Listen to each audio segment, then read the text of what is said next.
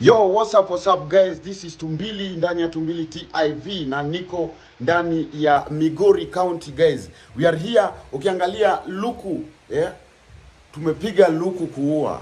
Yaani leo ni siku ya Prince Indah. Prince Indah.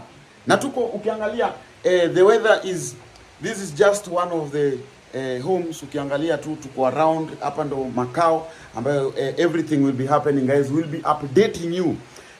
We have the guests already wako area, big people like akina Tumbili wako area, sisi tusha land, but mvua pia ndio inajaribu ku show off, but tunajua ni baraka guys. So guys, naenda pale kwa ground, nikifika kwa ground ni updates after updates, naelewa. So guys, stay tuned here Tumbili TV, tutakuwa tunakuupdate na get